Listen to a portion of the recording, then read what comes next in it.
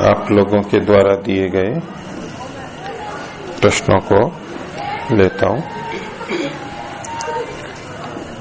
प्रश्न है, इस पृथ्वी पर व जल सागर में असंख्य पेड़ पौधे व जीव जंतु और जल में रहने वाले भी असंख्य जीव जंतु हैं।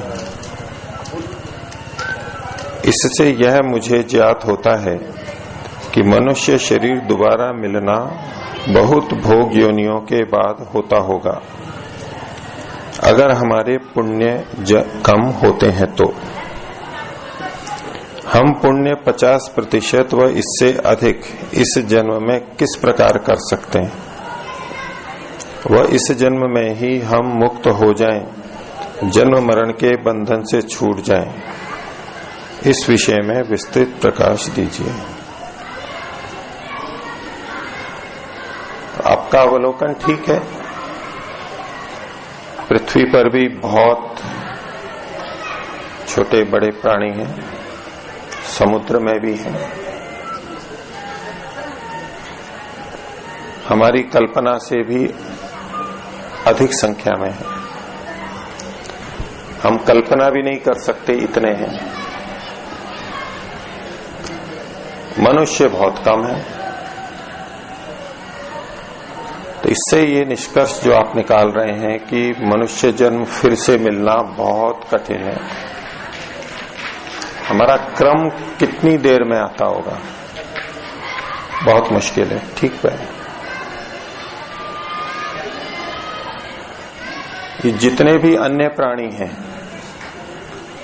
वो अपने कर्मों का फल भोग रहे हैं।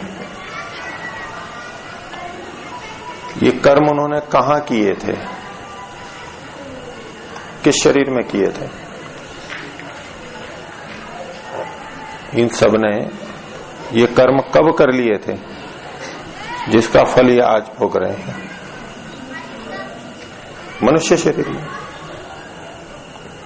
अर्थात ये भी पीछे मनुष्य शरीर में रहे थे, जैसे आज हम हैं।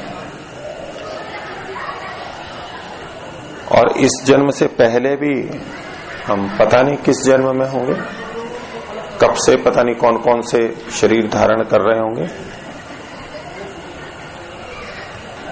तो ये जो इतने सारे हैं, ये इतने सारे तो जन्म ले ही नहीं सकते मनुष्य शरीर में। अगर ये इतने सारे जन्म ले लेते, कभी कोई ऐसे समय होता तो पृथ्वी पर तो मनुष्य कितने होते हैं? आज भले ही कितनी भी जनसंख्या बढ़ गई हो तो भी बहुत कम है इनकी तुलना में। पेड़ पौधे, वनस्पति, सूक्ष्म जीव, मक्खी, मच्छर, मछलियां, बैक्टीरिया, सूक्ष्म जीव, सब मिलाकर के मनुष्य तो बहुत कम है। और भले ही कई गुना मनुष्य बढ़ गए हो, लेकिन उनकी तुलना में जब प्रतिशत देखेंगे तो वो तो फिर भी नगण्य प्राय बढ़ा है, नहीं तो उतना ही प्रतिशत है, क्योंकि कोई अंतर नहीं पड़ता। इधर संख्या बढ़ी, उनकी तुलना में वो कोई मायने नहीं रखता है।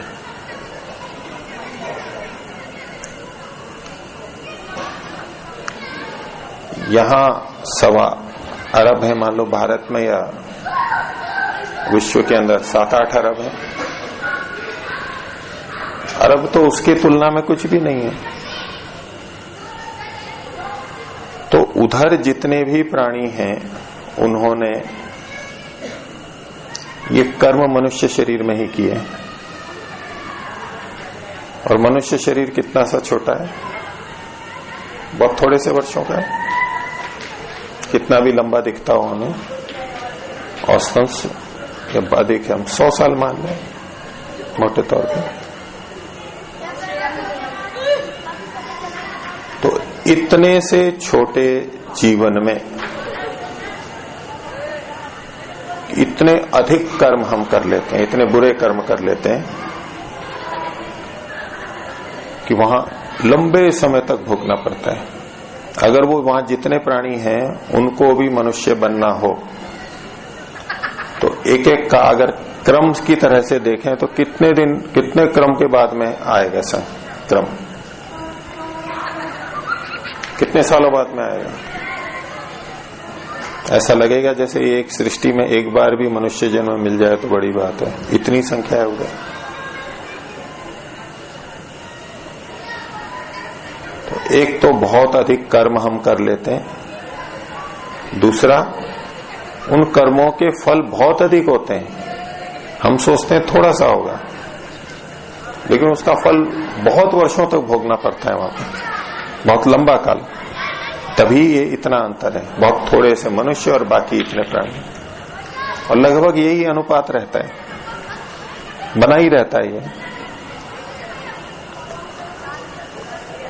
हमें पता ही नहीं लगता कि हम कितने बुरे कर्म कर रहे हैं। कितने बुरे कर्मों को तो हम बुरा कर्म मानते ही नहीं है। एक तो हम बुरे कर्म बहुत कर रहे हैं, दूसरा हमारे पुण्यों का क्षय भी बहुत अधिक हो रहा है, पुण्य उपयोग में आ रहे हैं। कैसे? खाने पीने में तो होता ही है खर्चा। ये मनुष्य शरीर मिला है, ये बहुत पुण्य के कारण से मिला है। तो मनुष्य शरीर अगर बीत रहा है तो जितना जीवन हम जी रहे हैं मिल चुका है, तो बहुत अधिक पुण्य तो क्षीण हो ही चुका है ना हमारा।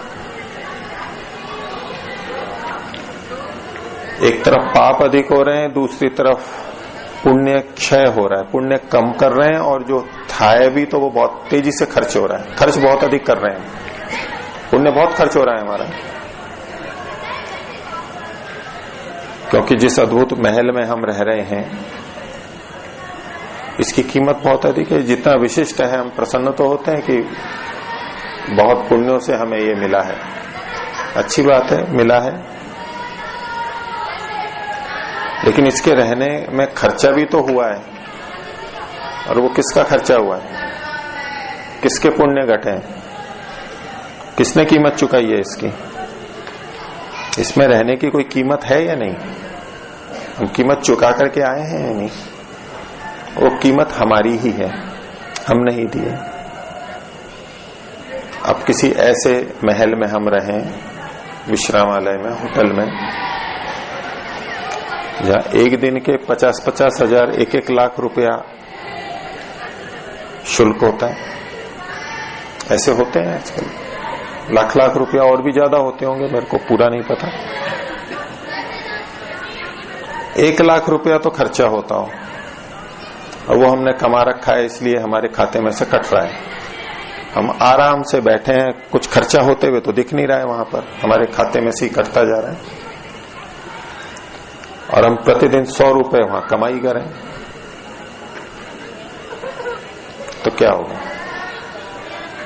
लग तो लाख रुपया रहा है, खर्चा तो लाख रुपया हो रहा है, और कमा 100 रुपए रहे या 1000 रुपए रहे, तो क्या होगा उससे? घाटा ही तो हो गया। तेजी से पुण्य घट रहे हैं, हर चीज वहां पर बहुत महंगी है। ऐसे बड़े होटलों में 1 गिलास दूध भी लेंगे तो, 1 कप दूध भी लेंगे तो 100 रुपए का आएगा, इतना सा 200 रुपए का आएगा। ऐसे महंगा है बहुत। जो भी हम उपभोग ले रहे हैं वो बहुत महंगा है। लोक व्यवहार में हम कितने भी रुपए देते हैं वो तो अलग बात है, ये तो व्यवस्था है बाह्य। तो इस कारण से ये इतना अंतर है। तो इनका प्रश्न फिर आगे है, ऐसा क्या करें कि फिर मनुष्य जन्म शीघ्र मिले या हमें मिले अगला भी? तो पाप और पुण्य बराबर होते हैं तो मनुष्य जन्म मिल जाएगा अगला तत्काल बाद में, या पुण्य अधिक हो। तो उसके लिए क्या करेंगे? एक तो पुण्य अधिक करना है, लेकिन उससे भी अधिक महत्वपूर्ण है पाप न करें, कम से कम हो। अब किसी ने 10 पुण्य कर लिए और 10 पाप भी कर लिए तो क्या लाभ हुआ? पहले का तो पाप है अधिक, पुण्य खर्च बहुत कर दिया हमने मनुष्य शरीर पाने के लिए, हो गया हमारा। और अब 10 पाप और 10 पुण्य कर लिए, हम सोचें कि पाप और पुण्य बराबर कर रहे हैं तो अगला जन्म मनुष्य का हो जाएगा, नहीं होगा। पुण्य जितने भी कर सकें, उसकी हमारी सीमा है, बहुत अधिक नहीं कर सकते, जितना कर सकते हैं वो करेंगे। और उससे भी अधिक महत्वपूर्ण है पाप न होने दें हम, हमारे जीवन से दूसरों को बाधाएं ना हो, समस्याएं ना आए। छोटी छोटी बातों में जो हम दूसरों के लिए असुविधा, बाधा, पीड़ा, तनाव, दबाव खड़ा कर देते हैं, उसकी प्रगति में बाधक बन जाते हैं, उसकी सेवाएं ले लेते हैं। तो जो पाप हम करते रहते हैं उसको कम करना अधिक महत्वपूर्ण है, और पुण्य जितने कर सकते हैं वो तो करेंगे। अब किसी ने 10 पाप और 10 पुण्य किए तो बराबर ही हुआ। एक ने 10 पुण्य नहीं किए लेकिन 5 ही किए, पुण्य तो 5 ही किए लेकिन पाप एक भी नहीं किया, या एक ही हुआ उससे। तो एक पाप हुआ, 4 पुण्य हुए, तो पुण्य अधिक हुए, प्रतिशत अधिक हुआ। अब दूसरे ने 10 पुण्य भी कर दिए लेकिन 10 पाप भी कर दिए तो वो तो बराबर हो गया, लाभ नहीं हुआ। तो पुण्य अधिक करना और पाप से बचना, दूसरे को हमारे से जो भी कष्ट बाधा हो सकती है उससे अपने को बचा के रखना, हिंसा नहीं होने देना। क्योंकि जितना जितना हम अपकार करते हैं उतना उतना हमारा पाप बनता है हर चीज में। और इसके साथ साथ जितना हमारा पुण्य है उसको कम से कम खर्च करना है। धनागार में रुपए हैं, बैंक में पैसे रुपए हैं, तो उसको बढ़ाना है तो क्या करना होगा? बड़ी चीज खरीदनी है, हमारे हेलीकॉप्टर खरीदना है, हवाई जहाज खरीदना है, तो उसके लिए बहुत धन चाहिए। उसमें एक तो अधिक से अधिक धन डालेंगे, एक उसमें से निकालेंगे नहीं, कम से कम निकालेंगे, कम से कम उपयोग करेंगे।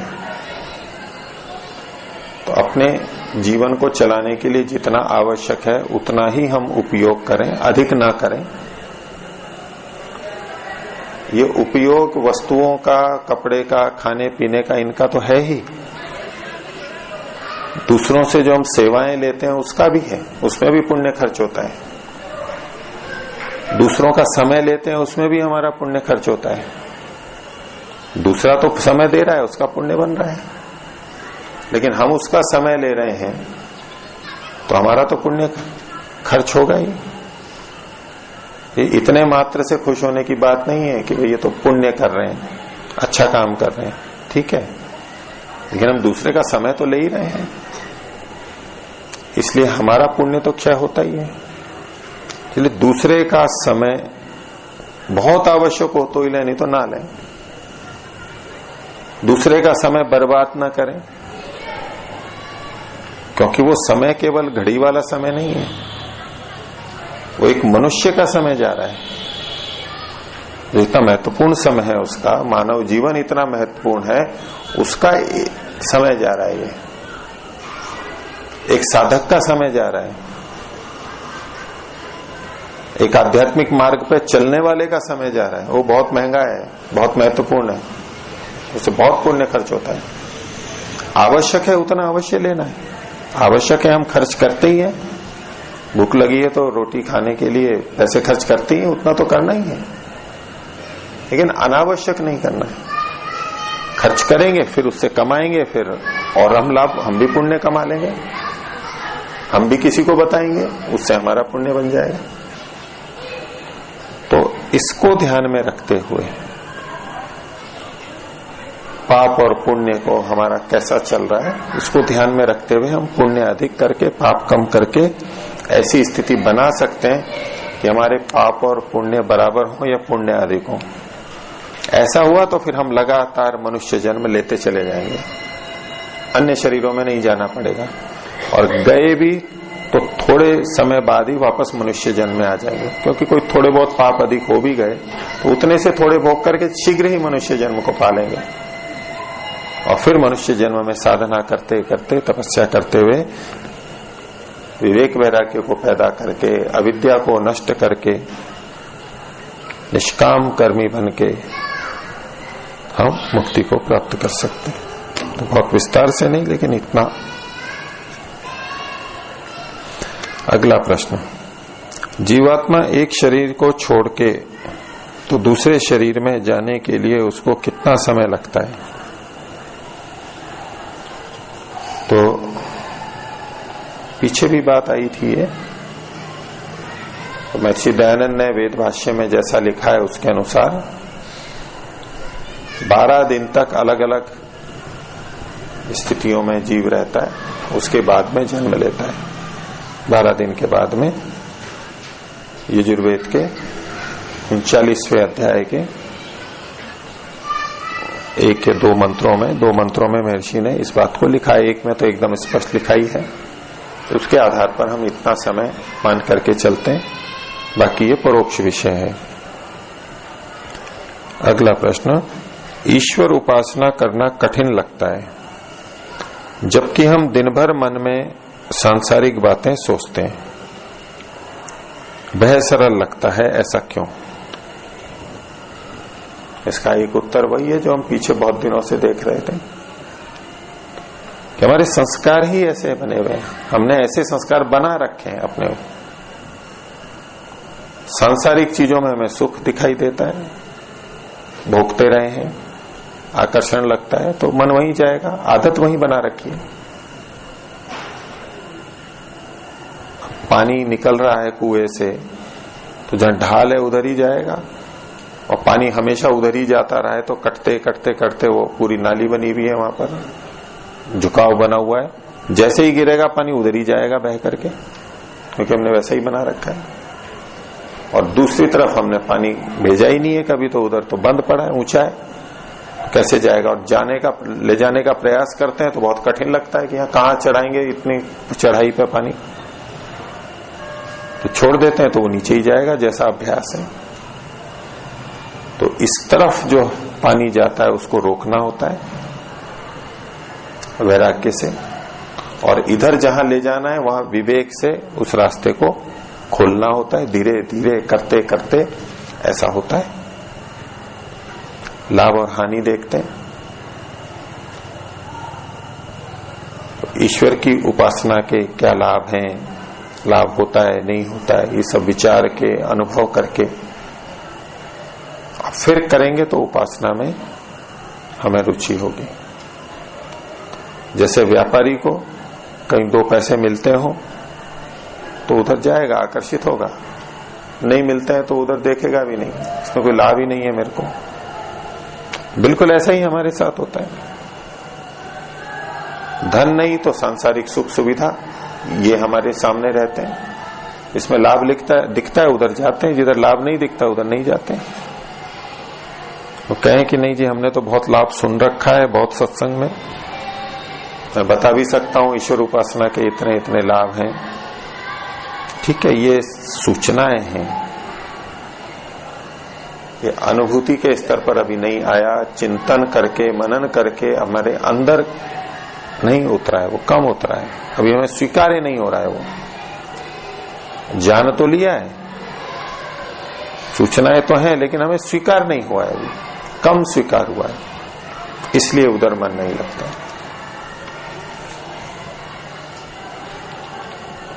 अगला प्रश्न, संसार की वस्तु के प्रति जो हमारा आकर्षण है वह कम कैसे हो? उसमें दोष देखेंगे, वही संस्कारों की बात है। आकर्षण इसलिए हो रहा है क्योंकि उसमें हमें सुख लाभ दिखाई दे रहा है, हित दिखाई दे रहा है, तो जब तक उसमें दुख नहीं दिखाई देगा, अहित दिखाई नहीं देगा, हानि दिखाई नहीं देगी, तब तक वहां से हटेंगे ही नहीं। और दूसरे पक्ष में उससे अधिक सुख, उससे अधिक लाभ, उससे अधिक हित जब दिखाई देगा तो इधर से हट जाएंगे। दोनों तरह से ये कार्य होता है। अधिक से अधिक ईश्वर के प्रति आकर्षण जो कि अभी कम है, कैसे वह किन पुस्तकों के द्वारा बढ़े, वह अन्य कोई साधन हो तो वह भी विस्तार से बताइए। पुस्तकें तो बहुत हैं,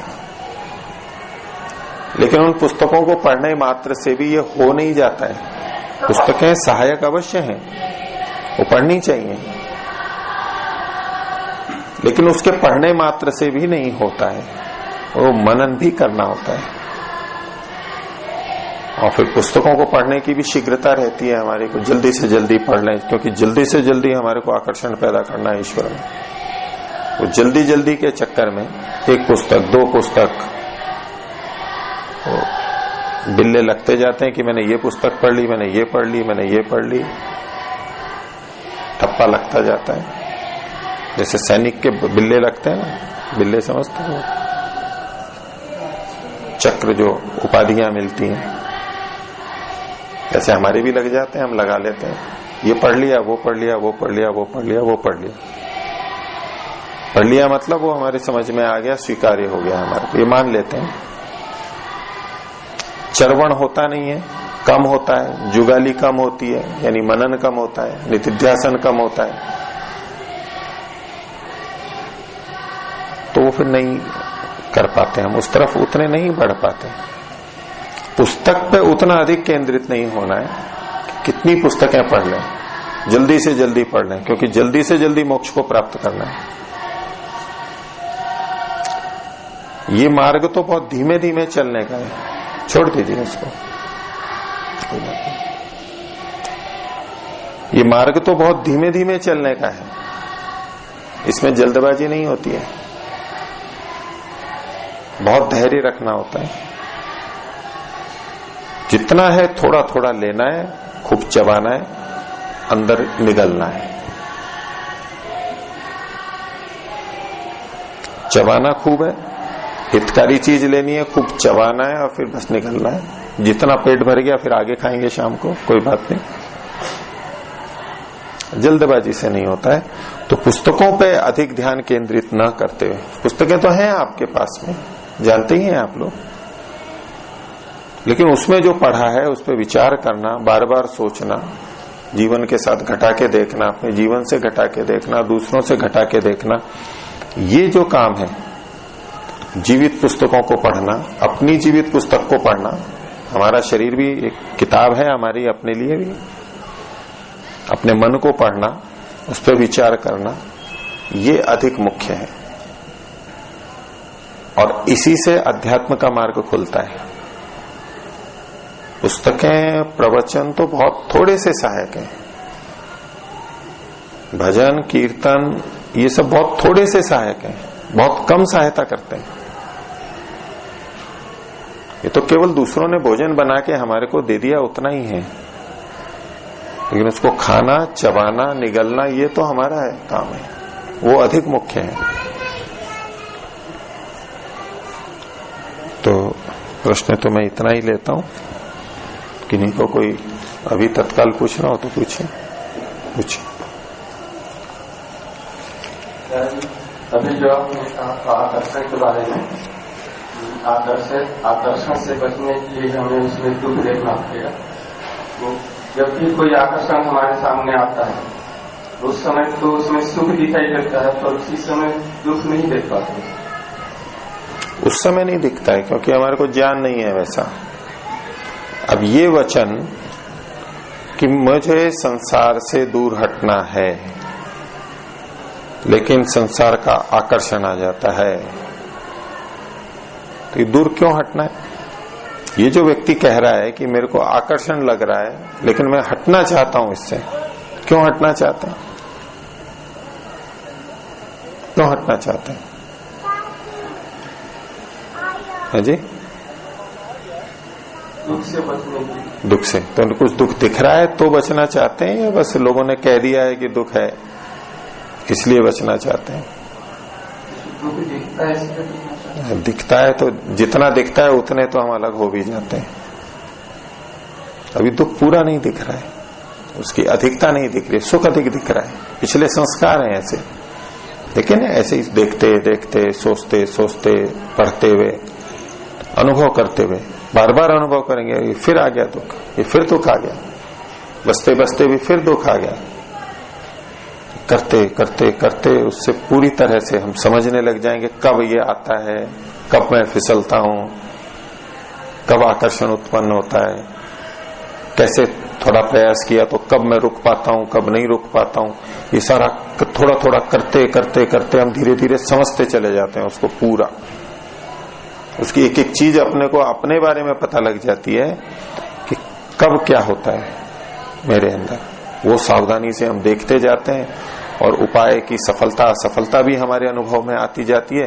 फिर हम कुशल हो जाते हैं कि कब कैसा है तो कैसे रोकना है, कब कैसा करना है तो किस तरफ बढ़ना है।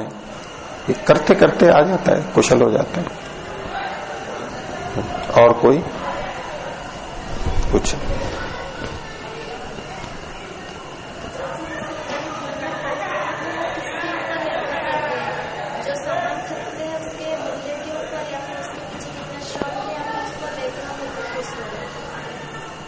बैठिए। इनका कहना है कि हमारे पुण्य किस आधार पर घटते हैं, कि जिस वस्तु को हमने लिया है उसका जो मूल्य है उसके आधार पर, या उससे हमने जितना सुख लिया है उसके आधार पर, या और किसी आधार पर। जो हम मूल्य लेते देते हैं ये तो मात्र व्यवहार की बात है, वो तो हम दे भी देते हैं पैसे, हमने नहीं कमाए। मान लो हम विद्यार्थी हैं, माता पिता से ले लेते हैं, लेकिन जब माता पिता जो बड़े हो जाते हैं, जो खुद कमाते हैं तो ठीक है, उतने मात्र से वो पूर्ति नहीं होती है। ये तो हम दूसरे ने बना के दिया है उतना हम ले रहे हैं, बाकी सृष्टि में अन्य प्राणियों का जो उसमें सहयोग रहा वो तो इसमें गिना नहीं गया। वो थोड़ा और विस्तार से पिछली बार आप तो होंगे, पिछली बार जब ये सारी बात हुई थी, बहुत से नए भी होंगे, तो विस्तार देने की बात है। और जितना हमने सुख लिया, खुशी हुए, उतना नहीं, हमने जितने का उपयोग किया, हम खुश हुए हों या ना हुए, हमने उपयोग ले लिया, हमारा उतना पुण्य घटेगा। कितनी वस्तु का हमने उपयोग लिया, सेवन किया, खाया या नहीं खाया, बिगाड़ा तो भी, काम में नहीं लिया, पड़ा है वो पड़े पड़े ही खराब हो गया, बोले हमने तो भोग ही नहीं किया इसका। इतनी रोटियां बना के रख लिया, वो ठंडी हो गई, खराब हो गई, फेंक दिया। सब्जी अधिक थी, फेंक दी, प्रयोग नहीं किया। भले ही प्रयोग नहीं किया हो, लेकिन हमारे कारण से वो समाप्त हुई है चीज, वो उपयोगी माना जाता है। हमने ली और उसका उपयोग भी नहीं लिया, खराब हो गई, उसका कीमत कौन चुकाएगा? किसका पुण्य खर्च होगा उसमें? हमारा ही होगा। तो प्रसन्नता के आधार पर नहीं होता है, दुख के आधार पर नहीं होता है, किस वस्तु का हमने उपयोग किया, कितना लिया, उसके आधार पर हमारा पुण्य खर्च होता है। और उसकी कीमत बहुत ज्यादा है, बहुत ज्यादा है उसकी कीमत। तो वो ध्यान में रखते हुए कम से कम जितना हमारे लिए आवश्यक है वो हम उपयोग लें, उसमें कंजूसी नहीं करनी है, वो तो उपयोग लेना ही है, क्योंकि उससे हम और अच्छा करना है। लेकिन इस मनुष्य जीवन को हम सफल बनाएं, जिसके लिए ये मिला है, सीखने, समझने, देखने के लिए, विवेक पैदा करने के लिए, संसार की ऊंच नीच को समझने के लिए, मानव जीवन का लक्ष्य समझने के लिए, फिर उस पर चलने के लिए, ये मुख्य कार्य यदि हम कर रहे हैं तो कितना भी पुण्य खर्च हो रहा है हम सार्थक कर रहे हैं उसको।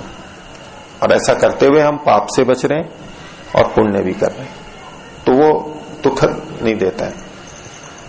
अब किसी ने एक बैठक करने के लिए 1 लाख रुपए का कोई कमरा लिया, होटल का, एक दिन का, लेकिन व्यापार उसने वहां लाभ करोड़ों का कर लिया, तो 1 लाख रुपया उसको खलता थोड़ा है। ये तो उसको खलेगा जो 1000 कमा रहा है और 1 लाख का खर्चा कर रहा है। तो भले ही इसमें हमारे को कितना भी खर्चा हो रहा है, लेकिन हमने इसको इतना उपयोगी बना लिया, अपने लिए सदुपयोग कर लिया, तो वो खर्चा खर्चा नहीं माना जाता।